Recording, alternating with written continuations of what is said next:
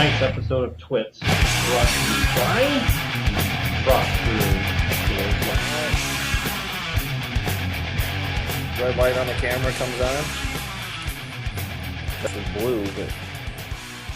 Hello again, everybody, and welcome to the week number 5 edition of TWITS. Joining us once again from his palatial estate in Brownwood, Texas, where he's trying out his Bret Michaels Halloween costume, Mr. Mike Paddock. How are you, sir? Howdy, doing fine. Actually, I just came back from Nashville, and the only people that wear cowboy hats in Nashville are tourists. So, Really? hence the cowboy hat. I like it. Also, I don't have the current uni, but the old Houston team sporting the old Colt 45s. Nice.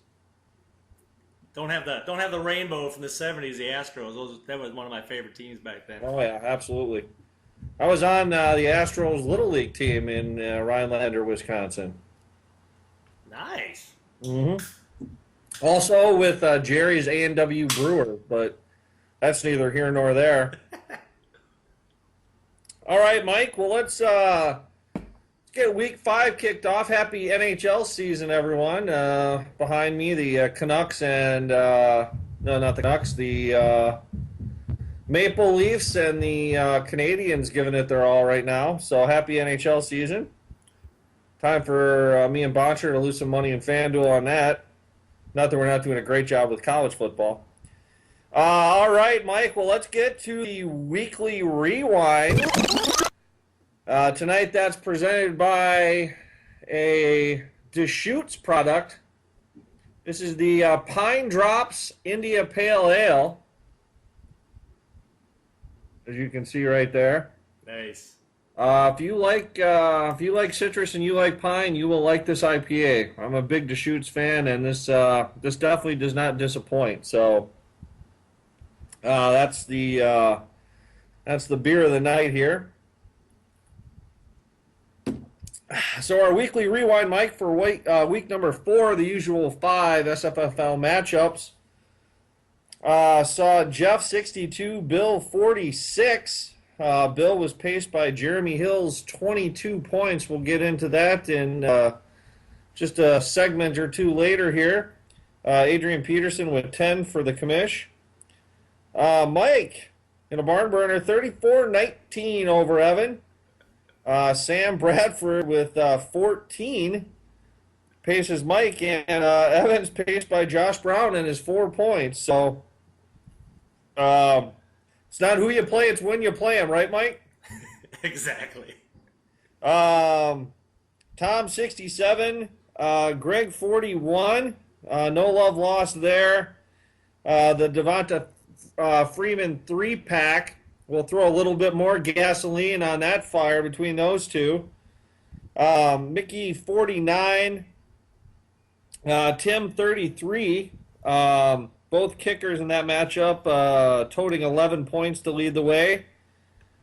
And then our tightest matchup, I believe, of the week, Wayne at 37, Thad 33. I believe Thad, once again, got another 0 out of Marshawn Lynch. He kind of rolled the dice and thought he might be playing, I'm assuming, on Monday night, but that didn't happen. Hauschka tried to make up the difference, but needed 4 more points to get the tie there. So that is your week that was. A couple of kickers leading the way for that matchup. Yes, Tucker and Hauschka. Hey, here's a question for you. Yes, sir. Is Mickey going to give a bottle of champagne to the first owner that knocks you out of the unbeaten spot, since she's the only unbeaten in the SFFL history?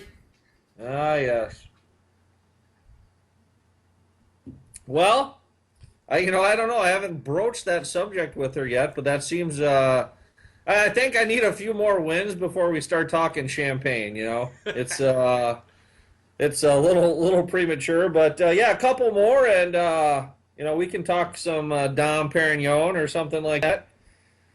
All right, Mike, let's take a look at what's coming up in week number 5 on tap. Sondo on tap, presented by a little brewery we ran into on the way to Nashville. We stopped in Little Rock, got a little Love Honey Bock. You know how I love the Glicks. Yes. This is a close second. All right. I can't find it around here either, but I got a Well, now I got a 5-pack left. Where's that brewery out of? It is Little Rock. Oh, it is. Okay. Yep. I think that was our first stop as we hit Little Rock at about 7:35 last Friday night, and it was a good stop. All right. In your spotlight matchup, we have Tim Cranky Pants at 2-2 with 225 points this year, going against Tom Brixton Sky at 3-1 with 245.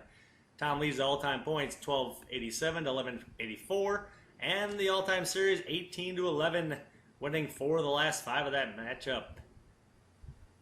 Much like the 49ers used to own the Packers on that one, I might say. Oh, yeah.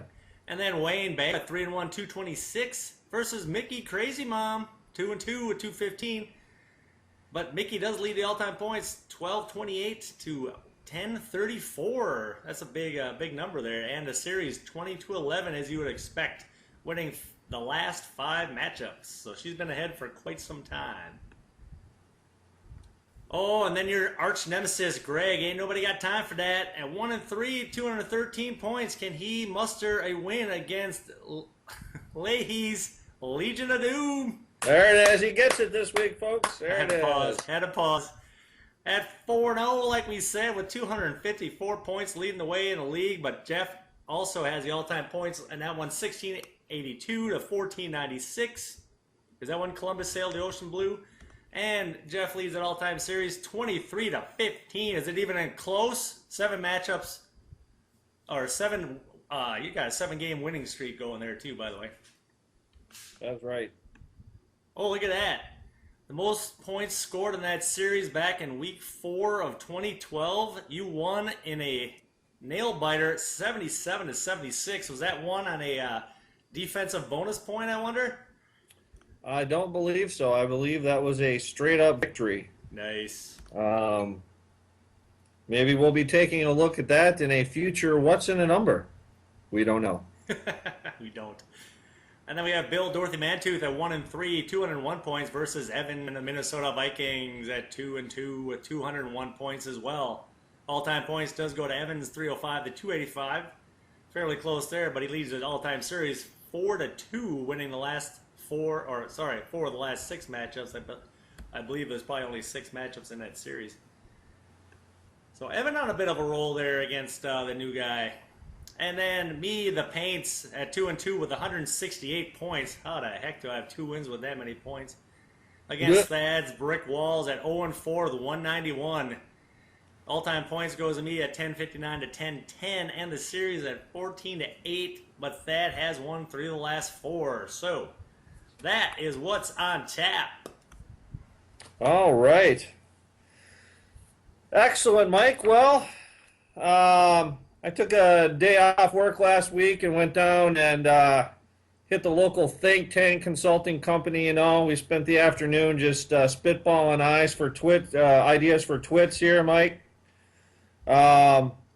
So got a couple of facts I want to break into. Then we'll debut, Mike, yet another new segment. I'm going to call that segment "What's in the Box." But a couple of other stats before we get to that, and that's also going to, I might play a little skeptic or believer with you on that one too. So it's a combination potentially of 3-pack of facts, what's a number, what's in the box, and skeptic or believer. But a couple of things I noted here real quick, Mike, looking through the FF record book available at sffl.org. Mike, we just went over the fact that you played Evan this week and he scored 19. Did you know, Mike, that from a week-to-week basis, that is the biggest point differential from an owner from one week to the next, second biggest point differential in history. Week 3, Mike, Evan scored 81 points, and then he scored 19 for a net 62. Trumped only by 63 from Wayne back in 2011. In Week 12, he scored 40 and then ran off 103 points the next week. So quite the precipitous drop there from Mr. Teisberg. And then also coming up, Mike, as we look, get in the time machine here, when we look forward, Week 14 of this year, will be I don't know how you want to say this, but it's going to be the week that has the most combined matchups in SFFL history. Gotcha. 163. So that week, Wayne and Greg are going to play. They will have met 40 times. Tom and Mickey are going to play. They will have met 43. Tim and Evan, 35. Thad and Jeff, 39. And Mike and Bill with the 6-pack. So just thought that was interesting. Coming up week 14, so that'll be the most historical and hysterical week in SFFL history. A lot of original 8 in there. Yep. All right, Mike, so let's break into what's in the box. I took a look at the box scores from this last weekend's games and picked out some interesting facts here. We'll kind of segue this with skeptic or believer and what's in a number. So, Mike, I took a look in my matchup. Bill got 22 points out of Jeremy Hill. So, single running back with 22 points. That has happened 84 times in SFFL history where a running back has had 22 or a single running back has had 22 or more points. How many times do you think that owner has lost out of those 84 matchups? Holy crap. No one said this was going to be easy, Mike, and no one said that there wouldn't be math. Let's say 50%. That is incorrect. Only 8 times in SFL history. So you got a 90.4% chance of winning if you get a single running back to get 22 points. So that was the 8th loss out of 84 chances. So I thought that was pretty interesting. That is. So Tom this weekend, looking at the box score, he got 25 points from a single running back, and he got 16 points from his place kicker. In the history of the SFFL, Mike, which I believe constitutes almost 1,800 individual matchups, how many times do you think that has occurred where you have a single running back with 25 and a place kicker with 16 or more? So 25 or more from your running back and 16 or more from your kicker. Oh, okay. Probably twice. Oh, folks, he gets it. That was time number 2, Mike. And we can show this up on the board here. We can put this graphic up. So we look back, Mike, at let's see here. Let me make sure I've got the right sheets in front of me. Yes, so it was back in week 7 of 2011. Greg had 28 from Arian Foster and 16 from Mason Your Face Crosby. And then as we throw the second graphic up here, we'll show week 16 of 2008. Greg also, the person of note here, 28 out of D'Angelo Williams and 17 out of Steven Goskowski. So those are the only 2 times that that has happened in SFFL history before that. Interesting names on those box scores too, Mike. You know, you're checking in with Brandon Lloyd, a TJ Hushman-Zada, All right. a Lavernius Coles, Dustin Keller. So, a few interesting names in the box scores there. And then, Mike, last but not least, the other interesting thing I noted is that in my matchup, all of my starters scored between 5 and 10 points. So, across the board, all 8 positions were between 5 and 10. How many times... I was going to say you were pretty consistent this week, it looked like. Yeah. How many times do you think that feat, all 8 players being between 5 and 10, has happened before? Well, it's happened probably, I'll go with 15. That is incorrect. Not so fast, my friends. That has only happened 1 time. What? Week 6, Mike, and you have to go in the Stewie Wayback Machine here. Week 6, 2005, Tom against me. Carson Palmer, then a Bengal, I'm assuming, was 6. Willis McGahee with 8. Something called Dominic Davis with 6. Kevin Curtis with 6. What the? Joey Galloway with 6. Jason Witten with 6. Shane Graham was 7, and Kansas City defense was 6. Wow. So, that's what's in the box, Mike, for week number 5. And now let's break into who needs a hug, Mike. We've represented the SFFL in the first 3 editions. What do we have cooking for week number 5? Yeah, who needs a hug this week? Well, you already mentioned that the NHL's kicking off. Well, guess what's wrapping up? The old MLB playoffs are starting, and we got to give a hug. If you guys see any Yankees out there in your travails, just because of A-Rod, give him a hug. But, CC Sabathia checked himself into rehab. They get skunked last night. Don't know how well they're doing, but guess who needs a hug? The New York Yankees. There's nothing wrong with that. If CC had stayed in Milwaukee, man, maybe that wouldn't happen, That's probably where it started. Oh, well, that's true. It is the city of beer. All right, Mike. Let's take a look at steals and heels.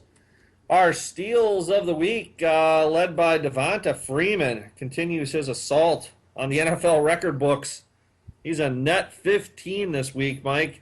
Projected at 9.3 and get you 25. Tavon Miles Austin with a net 15 also. And Jeremy Hill, 3 touchdowns. Good for 22, so he's a net 14.5 on the week. Also of note, Vincent Jackson, Kenny Stills, and Colby Fleener also outperforming their projections. Fleener? Damn near killed her. Your heels of the week, Mike. Arians Foster's minus 8.8 after getting you a point. Julio Jones also about a minus 8 after netting a point. Carlos Hyde minus 7.3 after only getting a point. And also of note in the heel category, former Badger Melvin Gordon minus 7. Latavius Murray, he of fumbling and getting benched fame, minus 7. And also DeMarco Murray, I think probably his 4th appearance in 4 weeks in this category. He was minus 6.9 after getting a point. So those are your heels of the week, Mike. All right, well, let's move on to everyone's tertiary favorite subject, Mike. This is Chalk Talk. And Chalk Talk on a 2-game roll here after heading across the pond last week, taking the Jets, laying a 1.5, and Miami, as predicted here, shit the bed and didn't even bother to show up. So yeah, nice work win there, Mike. Nice work on that one. He got the coach fired too. Yep.